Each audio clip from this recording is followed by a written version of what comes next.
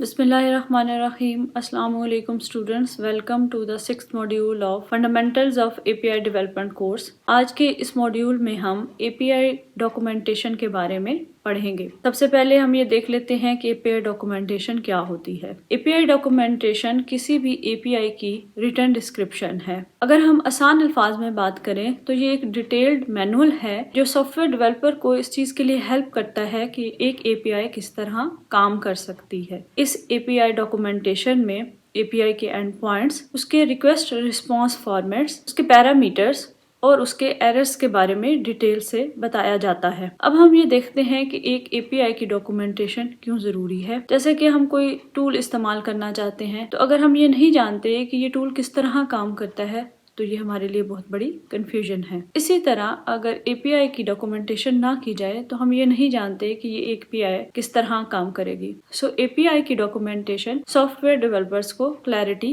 Provide करती है। इसी तरह ये एपीआई डॉक्यूमेंटेशन एफिशिएंसी को भी इम्प्रूव कर देती है, क्योंकि एपीआई की इंटीग्रेशन के दौरान अगर सॉफ्टवेयर डेवलपर को किसी एरर का सामना करना पड़ता है तो इस डॉक्यूमेंटेशन को देखते हुए वो बहुत से सवालों का जवाब आसानी से ले लेता है और उसका टाइम बच जाता है। नेक्स्ट पे ये एपीआई डॉक्यूमेंटेशन अडॉप्शन भी प्रोवाइड करती है, क्योंकि अगर हमारी एपीआई वेल डॉक्यूमेंटेड हो तो उसकी डिमांड बढ़ जाती है और सॉफ्टवेयर डेवलपर ऐसे एपीआई को प्रेफर करते हैं जो वेल डॉक्यूमेंटेड है। लास्ट पे हमारे पास अगर हमारी एपीआई इवॉल्व करती है और हम उस अपडेट को प्रॉपरली डॉक्यूमेंट कर लेते हैं तो हमारी एपीआई ज्यादा वर्केबल होगी। स्टूडेंट्स, अब हम उन 6 की कंपोनेंट्स की बात कर लेते हैं जो एपीआई डॉक्यूमेंटेशन का पार्ट है। इसमें सबसे पहले हमारे पास है ओवरव्यू। ओवरव्यू में हम एपीआई को इंट्रोडक्शन और उसका पर्पस डिस्क्राइब करते हैं। सेकंड पे हमारे पास है ऑथेंटिकेशन। इसमें हम ये मेंशन करते हैं कि अगर हमारी एपीआई को एक्सेस के लिए किसी ऑथेंटिकेशन मैकेनिज्म या ऑथेंटिकेशन टोकन की जरूरत है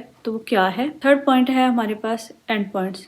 एंड पॉइंट्स में हम एपीआई का यूआरएल, उसके HTTP मेथड्स और एंड पॉइंट्स की डिटेल फंक्शनैलिटी को डिस्क्राइब करते हैं। फोर्थ हमारा की पॉइंट है रिक्वेस्ट रिस्पॉन्स फॉर्मेट्स। इसमें हम ये मेंशन करते हैं कि हमारी एपीआई इनपुट किस तरह लेगी और उसकी आउटपुट किस तरह नजर आएगी। फिफ्थ की कंपोनेंट है एरर कोड्स। इसमें हमारे पास ये बताया जाता है कि एपीआई में किस तरह के एरर्स आ सकते हैं और फिर एपीआई इन एरर्स को किस तरह हैंडल करेगी। लास्ट हमारा कंपोनेंट है रेट लिमिट। इसमें हम ये मेंशन करते हैं कि एक टाइम में, किसी खास टाइम इंटरवल में एक यूजर हमारी एपीआई को कितनी दफा एक्सेस कर सकता है। स्टूडेंट्स, अब हम उन बेस्ट प्रैक्टिसेस की बात कर लेते हैं जिनको फॉलो करके हम अपनी एपीआई डॉक्यूमेंटेशन को इफेक्टिव बना सकते हैं। इनमें सबसे पहले हमारे पास है कंसिस्टेंट स्ट्रक्चर। हमारी एपीआई में जितने भी एंड पॉइंट्स हैं उन सब एंड पॉइंट्स को किसी एक स्टैंडर्ड फॉर्मेट पे होना चाहिए और वो वेल ऑर्गेनाइज्ड होना चाहिए। सो हमें अपने एपीआई डॉक्यूमेंटेशन में तमाम एंड पॉइंट्स और तमाम सेक्शंस को कंसिस्टेंट स्ट्रक्चर पे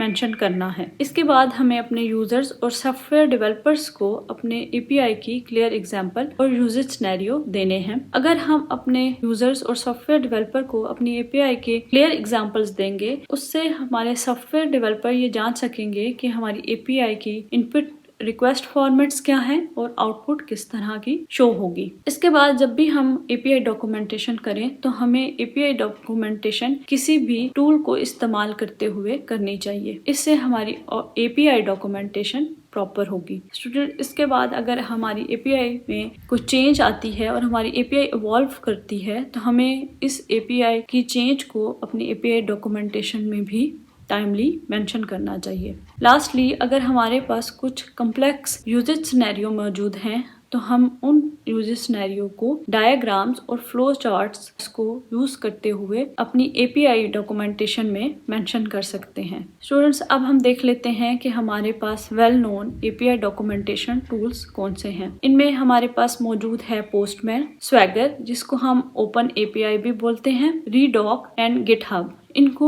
यूज करते हुए हम एपीआई डॉक्यूमेंटेशन कर सकते हैं। स्टूडेंट्स, अब हम एक एग्जांपल देख लेते हैं अपनी एपीआई डॉक्यूमेंटेशन की। यहाँ पे जैसे कि आप स्क्रीन पे देख रहे हैं, यूजर रजिस्ट्रेशन की एक एपीआई डॉक्यूमेंटेशन मौजूद है। इसमें सबसे पहले ओवरव्यू है जो कि ये बता रहा है कि ये एपीआई किस लिए इस्तेमाल हो रही है। इसके बाद हमारे पास ऑथेंटिकेशन को मेंशन किया गया है। इसके बाद हमारे पास एंड पॉइंट्स मेंशन है जिनमें हमारी एपीआई का यूआरएल और इसका HTTP मेथड मौजूद है जो कि पोस्ट है। और उसके बाद रिक्वेस्ट हेडर क्या है, उसका फॉर्मेट क्या है, और हमारे पास रिक्वेस्ट जेसन फॉर्मेट में जा रही है। फिर इसके बाद रिस्पॉन्स क्या है, अगर हमारी रिक्वेस्ट कम्प्लीटली फुलफिल हो जाती है, सक्सेसफुल हो जाती है, तो रिस्पॉन्स क्या आएगा। फिर हमारे पास ये है कि हमारे पास इस एपीआई में एरर कोड्स क्या है, जिनमें 400, 409 एरर कोड बताया गया है। लास्ट पे हमारे पास रेट लिमिट के बारे में बताया गया है। ये रेट लिमिट यहाँ पे जैसा कि मेंशन है 5 है। इसका मतलब है कि हमारी एपीआई किसी खास टाइम में 5 रिक्वेस्ट किसी भी यूजर से ले सकती हैं।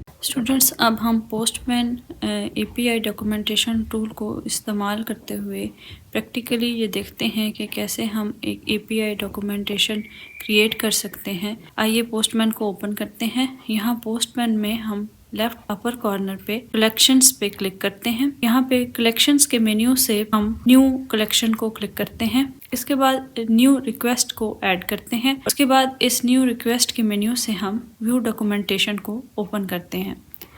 इस तरह हमारे पास यहाँ पे न्यू कलेक्शन ओपन हो जाती है।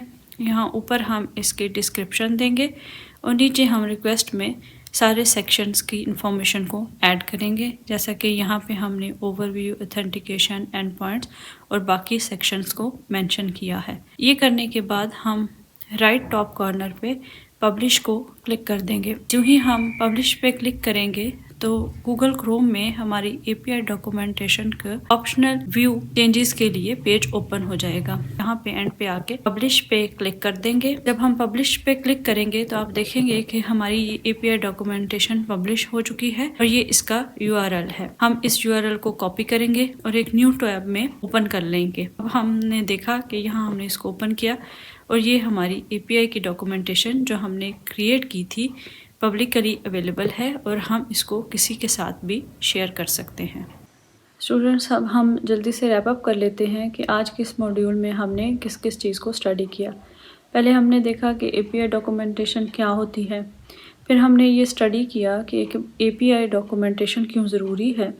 उसके बाद हमने कुछ की कंपोनेंट्स को देखा जो एपीआई डॉक्यूमेंटेशन के लिए किए जाते हैं। उसके बाद हमने उन बेस्ट प्रैक्टिसेस को देखा जो एपीआई डॉक्यूमेंटेशन को इफेक्टिव बनाने के लिए फॉलो करना ज़रूरी है। फिर हमने एक एग्जांपल देखी। उसके बाद हमने पोस्टमैन टूल को यूज़ करते हुए अपनी एपीआई डॉक्यूमेंटेशन को कैसे क्रिएट एंड पब्लिश कर सकते हैं और बाकी लोगों के साथ इसको शेयर कर सकते हैं। होप स्टूडेंट्स के आपने इस मॉड्यूल को बेहतर तरीके से समझा होगा और ये आपके लिए अंडरस्टैंडेबल होगा।